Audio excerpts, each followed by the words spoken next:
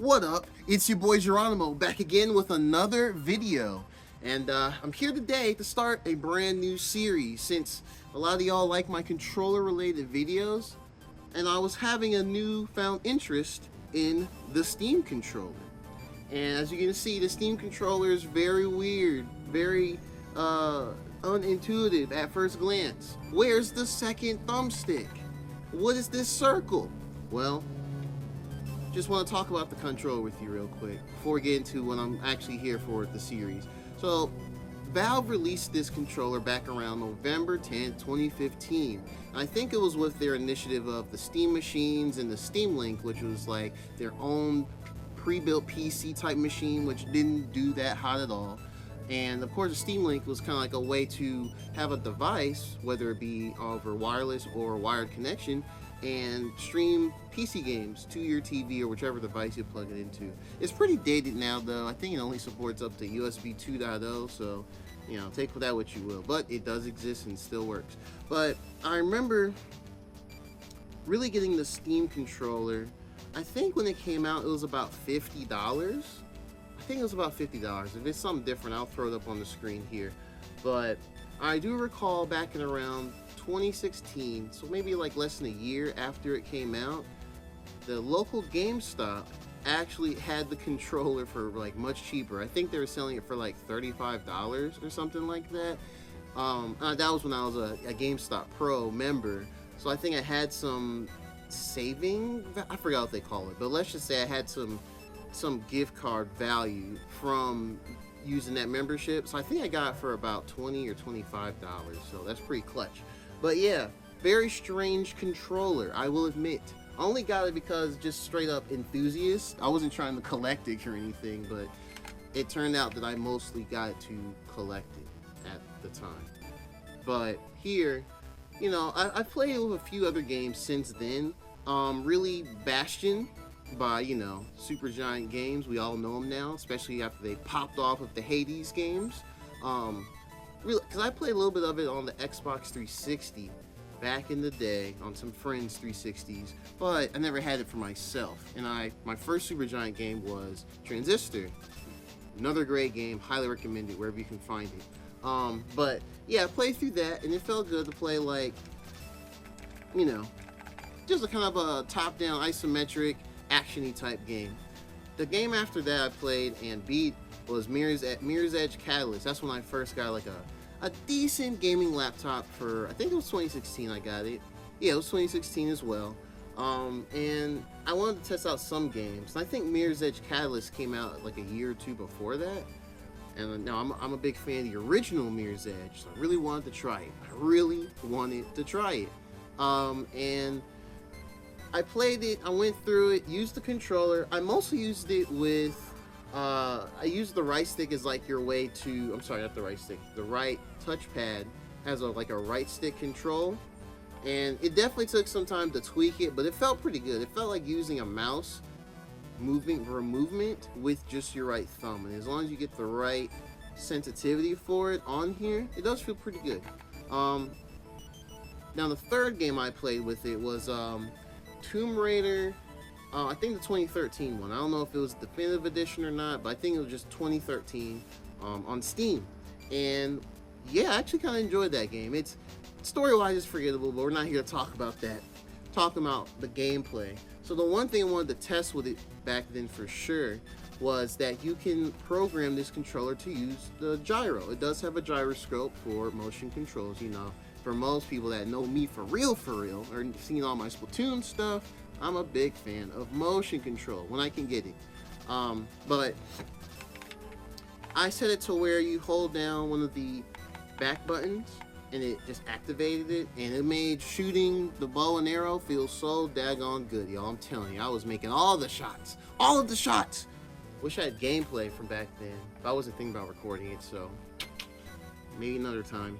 But yeah, overall, I wanted to return to this controller because I've been upgrading my PC as the years have gone by, and I'm getting prepared for the behemoth that will be Monster Hunter Wilds in late February next year. But I wanted to kind of try out some new games with it, you know, kind of see how many games I can play well or even get a good, unique configuration going. So this is going to be the beginning of the new series. Jahranimo plays the Steam controller with everything. Well, not really everything, but you get the gist. Anyway, we here. So the first thing I want to talk about, though, with this new series is with Monster Hunter World. Now, it's been on PC since, has it been on since 2018? Or maybe it was a year after. But I've had it on my Steam since about 2021. I initially got it because of the Monster Hunter Rise demos on Switch, got me hyped, and I had a new PC at the time, so I thought, I want to play the Monster Hunter World again. Well, I only got to like maybe halfway through the game and barely got to Nergigante. Go figure. And that's when I was learning Switch Axe. So, yeah, so I know you use Switch Axe now from then. But I came back to it this year because a couple friends, or actually a few friends, kind of got me into wanting to do Sunbreak because they were going through Iceborne, which is the expansion for Monster Hunter World. And so I thought, oh, well, you know, let's get back, let's jump head first into the Sunbreak content, and boy, oh boy, that expansion is crazy, in a good way. If you're really into min-maxing to hell and back, that's it. Do it. But yeah, and then after I played that, I was thinking, man, I really want to get into Monster Hunter World again, and Iceborne. So when I started playing it about 2 or 3 weeks ago, I was using the the Apado Black Myth Wukong controller. I unboxed it. You should see the title card up there if you've never seen it. But yeah, I was first using it with that because I started learning Charge Blade, which a friend of mine was like, yo, you gotta learn Charge Blade. You'll like it since you like Switch Axe. And I'm like, all right. I'll learn it in World as I go through Iceborne. So yeah, I've been doing that. But as of a couple weeks ago, really a bit more, I found the Steam controller in my cubby of controllers. I have a whole cubby of controllers. If you want to see my collection, just let me know. I'll do a video on it. But yeah, I really wanted to find a new way to play the game. I don't know, I just felt like it. Since I'm kind of returning to Monster Hunter World's kind of style, since Wilds will kind of be more like that, I thought, let's mess around with the Monster Hunter World Steam controller configuration. This was made by a Reddit user. I don't recall their name as I'm recording this. I might edit in a bit later and tell you guys what's up. But I will link in the description their configuration, how they highly suggest you set it up. And I did that. And pretty much what that does is it pretty much is like a Xbox controller. But the right stick here, the right thumb pad, the haptic one, that's like your right stick. And then your R3 is clicking it down. And the grip for your the right side of the controller, this one here, what is this one even called? Oh, I forgot. We're gonna call it right grip. On the right grip button, I set that to where you can cycle from left to right. Right to left through your items. So the scroll bar. So for those that don't use radial menu, that's a plus there. And I use the other one for crouch. So I don't really have to like worry about, have another button with anything. I was going to make the left grip button the activation for gyro because I kind of missed that. I used it for a lot when I played Monster Hunter Rise on Switch and later on PlayStation 5 for Sunbreak. And even if you don't use the ranged weapons, like the bow or the heavy bow gun, light bow gun, you can still use it to kind of move your camera around. But in Rise, you had the wire bugs, and the movement isn't super crazy in the World style compared to Rise. So I opted against it and just put it to crouch. I might switch it to something else in the future, but we'll cross that bridge when we get there for sure.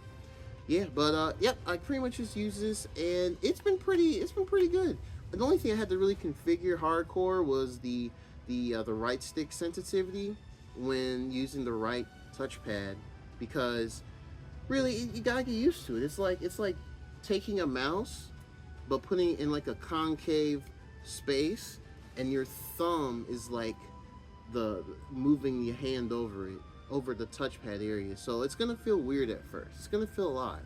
But after you get used to it, especially when moving like the camera around or when you're finding a monster and you do a quick swipe and you'll not quite like a flick stick, but it kind of gets you to where you want to be quicker if you calibrate it correctly with like a really high sensitivity. You can flick it and do like 180s.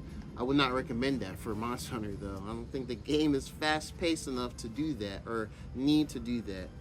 But I digress. But yeah, it's been pretty good. I think this is probably one of the easier setups for Steam controller for a game. It's, it's a third-person action game. You really just have to know what your dodges are, what your attack buttons are, what to use items, sheathing, but that's going to be on your usual shoulder buttons or your trigger buttons. But yeah, it's been pretty good so far. I'm going to try more games with this controller and kind of do update videos as I go along. Because I want to try and kind of not just force myself, but challenge myself to experience previous games or even new games with this strange controller that Valve made and never really brought back, except for on your Steam Decks. Those touchpads there on the left and right, yup, shout out to the Steam controller. That's your granddaddy. Anyway, but yeah, that's pretty much it for this video. Just want to kind of give a quick rundown. This is the first of many videos I have planned for my journey with the Steam controller. So if you want to see me play anything else, even with the Steam controller, or if you have questions, feel free to post some in the comments below. And I'm always down there. I'm always willing to shout out to y'all and discuss. If you like this video, go ahead and like and subscribe if you want to see more of my content. I do a lot of controller-based videos, some think pieces on things going on with the gaming industry. Check out my second channel, Jahranimo Vlogs. I'm sorry, not vlogs, Jahranimo VODs, where you can see just pure gameplay of whatever I'm uploading, whether it's from Twitch or just things I record offhand. But yeah, thank you for watching, and like, comment, subscribe once again, and peace out.